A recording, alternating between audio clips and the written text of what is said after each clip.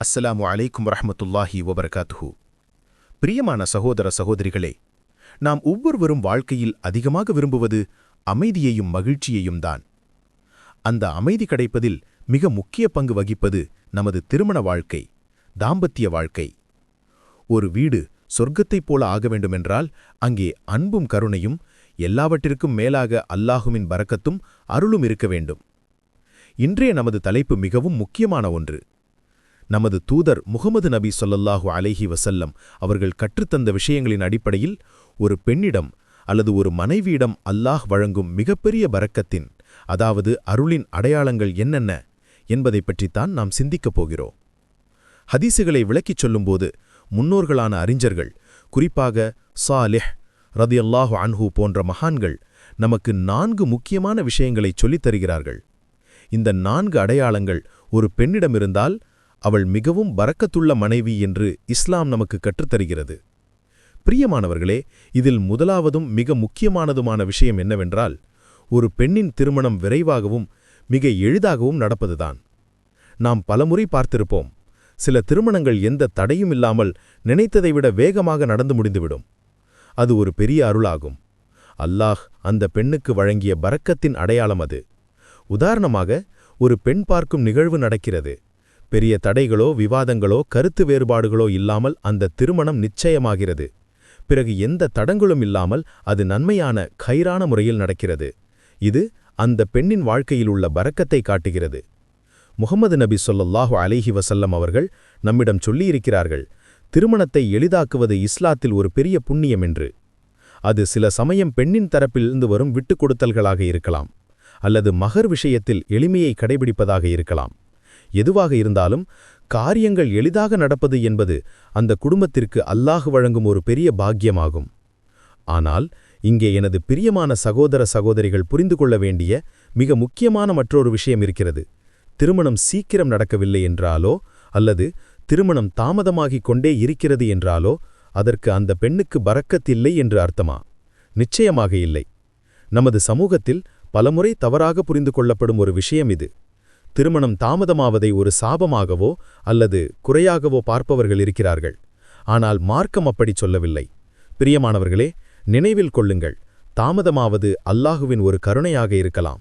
அவசரமாக ஒரு திருமணம் நடந்து பின்னர் அந்த உறவில் கண்ணீரும் கஷ்டமும் மட்டுமே மிஞ்சுவதை விட அல்லாஹ் நிர்ணயித்த சரியான நேரத்தில் நன்மையான கைரான ஒரு துணையை பெறும் வரை பொறுமையுடன் காத்திருப்பது எவ்வளவோ மேலானது. சில சமயங்களில் நமக்கு வரவிருந்த ஒரு பெரிய ஆபத்திலிருந்தோ அல்லது பொருத்தமில்லாத ஒரு உறவிலிருந்தோ அல்லாஹ் நம்மை காப்பதாக கூட இந்த தாமதம் இருக்கலாம். அதனால் திருமணம் தாமதமாகும் சகோதரிகள் ஒருபோதும் விரக்தி அடைய வேண்டாம். அல்லாஹ் உங்களுக்காக மிகவும் பொருத்தமானதை மிகவும் பொருத்தமான நேரத்தில் தயார் செய்து வைத்திருக்கலாம்.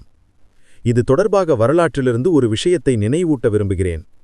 ஹசன் ரதியல்லாஹு அன்ஹு அவர்களின் வாழ்க்கையுடன் தொடர்புடைய சில அறிவிப்புகளில் பொறுமையின் மற்றும் காத்திருப்பின் மகத்துவத்தை காணலாம். நமது தூதர் முகமது நபி ஸல்லல்லாஹு அலைஹி வஸல்லம் அவர்கள் ஹசன் ரதியல்லாஹு அன்ஹு அவர்களிடம் சொல்லும் ஒரு சந்தர்ப்பம் உண்டு. உனக்கு நன்மையான மிகச் சிறந்த ஒரு துணையை அல்லாஹ் தயார் செய்து வைத்திருக்கிறான் என்று. அந்த வாக்குறுதி எவ்வளவு உண்மையானது! ஆனால் அதற்கு பொறுமை தேவைப்பட்டது. ஹசன் ரதியல்லாஹு அன்ஹு அவர்களின் திருமணம் நடக்கும் அதே இரவிலேயே அவர் ஷஹீதானினார் என்று வரலாற்றில் சில இடங்களில் காணப்படுகிறது.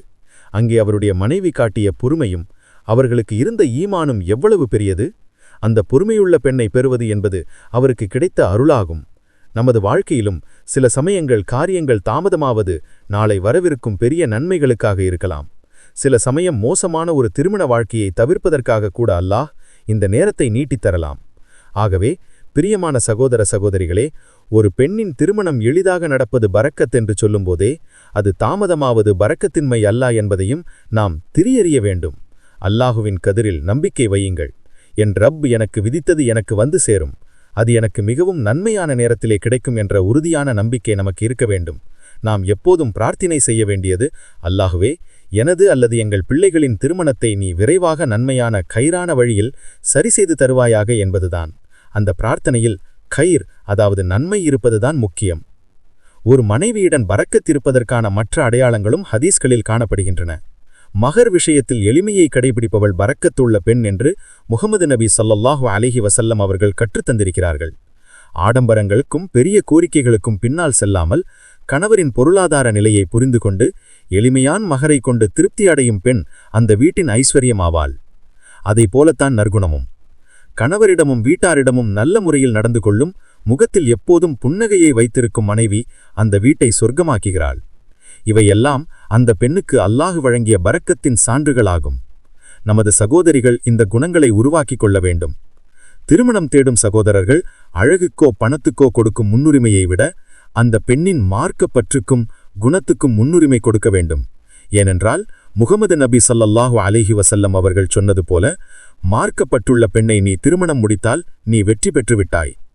அவளது வருகை, அதாவது திருமணம் எளிதாக அமைவது, அவளது செலவுகள், அதாவது தேவைகள் குறைவாக இருப்பது, அவளது குணம் நன்மையாக இருப்பது, இவையெல்லாம் ஒன்று சேரும்போது அந்த திருமண வாழ்க்கையில் அல்லாஹ்வின் பெரிய அருண்கள் பொழியப்படும். ஆகவே பிரியமான சகோதர சகோதரிகளே, திருமணம் நடக்க தாமதமாவதில் மனவேதனையுடன் இருப்பவர்கள் இருந்தால் புரிந்து கொள்ளுங்கள், உங்கள் இறைவன் உங்களை கைவிடவில்லை. அவன் எல்லாவற்றையும் பார்க்கிறான், எல்லாவற்றையும் கேட்கிறான். உங்களுக்கு மிகவும் பொருத்தமான நேரத்தில் மிகவும் பொருத்தமான துணையை அவன் உங்களுக்கு வழங்குவான். அந்த நம்பிக்கையை இழந்துவிடாமல் பிரார்த்தனையுடன் முன்னேறிச் செல்லுங்கள். அல்லாஹ் நமது எல்லா சகோதர சகோதரிகளின் திருமண காரியங்களையும் எளிதாக்கி தருவானாக. தடைகளை நீக்கி நன்மையான துணைகளை வழங்கி அல்லாஹ் அவர்களை ஆசிர்வதிப்பானாக. ஆமீன். அஸ்ஸலாமு அலைக்கும் வரஹ்மத்துல்லாஹி வபரகாத்துஹு.